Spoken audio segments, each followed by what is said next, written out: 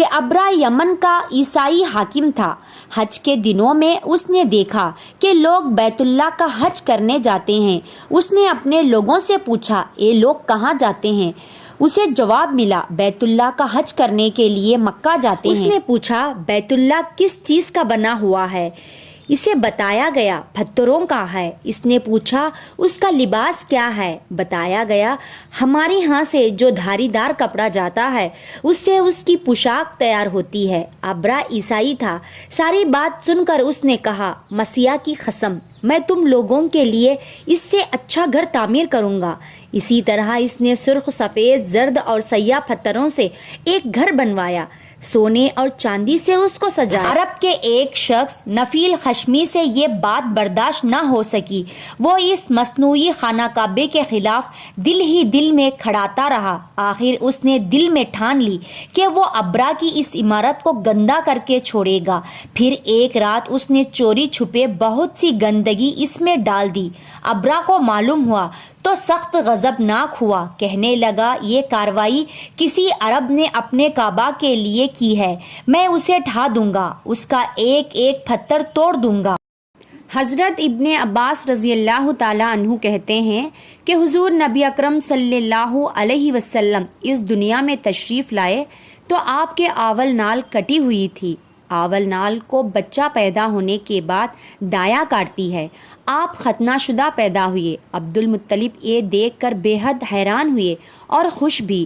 وہ کہا کرتے تھے، میرا بیٹا نرالی شان کا ہوگا۔ آپ کی پیدائش سے پہلے مکہ کے لوگ خشک سالی اور قحط کا شکار تھے، لیکن جو ہی آپ کے دنیا میں تشریف لانے کا وقت قریب آیا، بارشیں شروع ہو گئی، خشک سالی دور ہو گئی، درخت ہرے بھرے ہو گئے، زمین پر سبزہ ہی سبزہ نظر آنے لگا۔ پیدائش کے وقت آپ اپنے ہاتھوں پر جھکے ہوئے تھے، سر آسمان کی طرف تھا۔ ایک روایت کے الفاظ میں یہ ہیں کہ گھٹنوں کے بل جھکے ہوئے تھے، مطلب یہ کہ سجدے کی حالت میں تھے۔ آپ کی مٹھی بند تھی اور شہادت کی انگلی اٹھی ہوئی تھی، جیسا کہ ہم نماز میں اٹھاتے ہیں۔ حضور صلی اللہ علیہ وسلم فرماتے ہیں، جب میری والدہ نے مجھے جنم دیا تو ان سے ایک نور نکلا، اس نور سے شام کے محلات جگمگا اٹھے۔ آپ صلی اللہ علیہ وسلم کی والدہ سیدہ امینہ فرماتی ہیں، محمد صلی اللہ علیہ وسلم کی پیدائش کے وقت ظاہر ہونے والے نور کی روشنی میں مجھے بصرہ میں چلنے والے اونٹوں کی گردنیں تک نظر آئی۔ علامہ سہیلی رحمۃ اللہ نے لکھا ہے کہ جب آپ پیدا ہوئے تو آپ نے اللہ کی تعریف کی۔ ایک روایت میں یہ الفاظ آئے ہیں، اللہ اکبر کبیرہ والحمد للہ کثیرہ وسبحان اللہ بکرۃ واصیلا۔ اللہ تعالیٰ سب سے بڑا ہے، اللہ تعالیٰ کی بے حد تعریف ہے اور میں صبح و شام اللہ کی پاکی بیان کرتا ہوں۔ آپ صلی اللہ علیہ وسلم کی ولادت کس دن ہوئی؟ اس بات پر سب کا اتفاق ہے کہ وہ پیر کا دن تھا۔ آپ صبح فجر طلوع ہونے کے وقت دنیا میں تشریف لائے۔ ناظرین، تاریخ پیدائش کے سلسلے میں بہت سے قول ہیں۔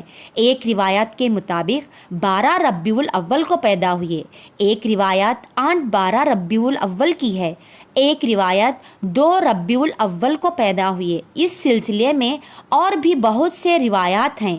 زیادہ تر مورخین کا خیال ہے کہ آپ 8 ربیع الاول کو پیدا ہوئے۔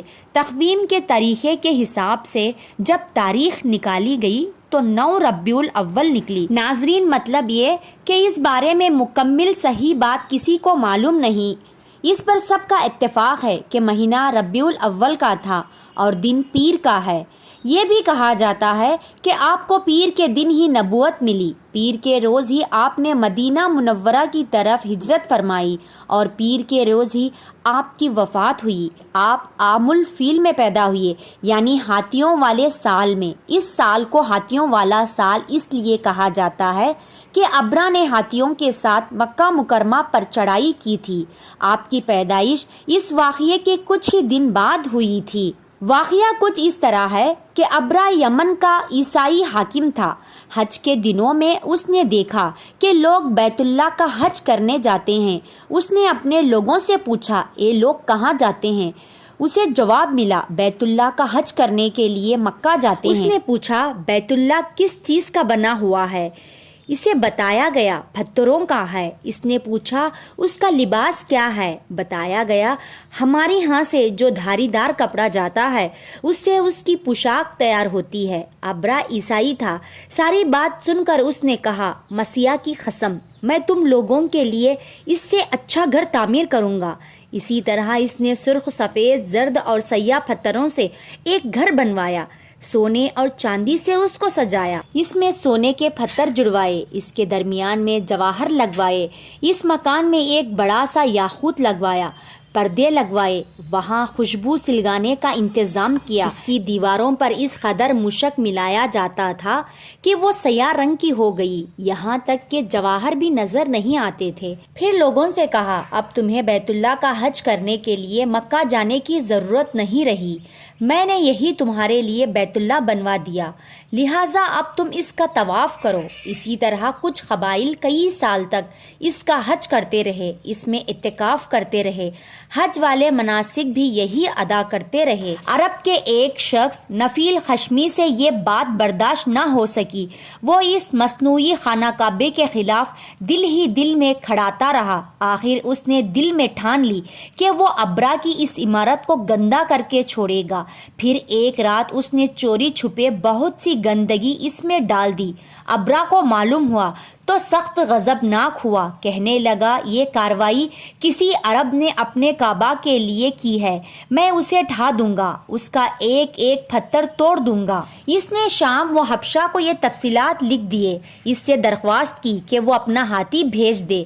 اس ہاتھی کا نام محمود تھا۔ یہ اس قدر بڑا تھا کہ اتنا بڑا ہاتھی روئے زمین پر دیکھنے میں نہیں آیا تھا۔ جب ہاتھی اس کے پاس پہنچ گیا تو وہ اپنی فوج لے کر نکلا اور مکہ کا رخ کیا۔ یہ لشکر جب مکہ کے قریب وہ جوار میں پہنچا تو ابرا نے فوج کو حکم دیا کہ ان لوگوں کے جانور لوٹ لیے جائے۔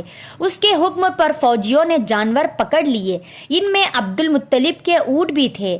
نفیل بھی اس لشکر میں ابرا کے ساتھ موجود تھا اور یہ عبد المطلب کا دوست تھا۔ عبد المطلب اس سے ملے، اونٹوں کے سلسلے میں بات کی۔ نفیل نے ابرا سے کہا قریش کا سردار عبد المطلب ملنا چاہتا ہے، یہ شخص تمام عرب کے سردار ہے، شرف اور بزرگی اسے حاصل ہے، لوگوں میں اس کا بہت بڑا اثر ہے، لوگوں کو اچھے اچھے گھوڑے دیتا ہے، انہیں عطیات دیتا ہے، کھانا کھلاتا ہے۔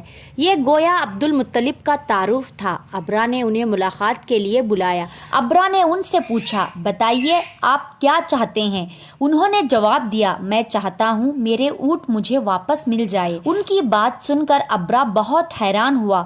اس نے کہا مجھے تو بتایا گیا تھا کہ آپ عرب کے سردار ہیں، بہت عزت اور بزرگی کے مالک ہیں، لیکن لگتا ہے مجھ سے غلط بیانی کی گئی ہے، کیونکہ میرا خیال تھا آپ مجھ سے بیت اللہ کے بارے میں بات کریں گے جس کو میں گرانے آیا ہوں اور جس کے ساتھ آپ سب کی عزت وابستہ ہے، لیکن آپ نے تو سرے سے اس کی بات ہی نہیں کی اور اپنے اونٹوں کا رونا لے کر بیٹھ گئے، یہ کیا بات ہوئی؟ اس کی بات سن کر عبد المطلب بولے آپ میرے اونٹ مجھے واپس دے دے، بیت اللہ کے ساتھ جو چاہے کرے، اس لیے کہ اس گھر کا ایک پروردگار ہے، وہ خود ہی اس کی حفاظت کرے گا، مجھے اس کے لیے فکر مند ہونے کی ضرورت نہیں۔ ان کی بات سن کر ابرا نے حکم دیا ان کے اونٹ واپس دے دیے جائے۔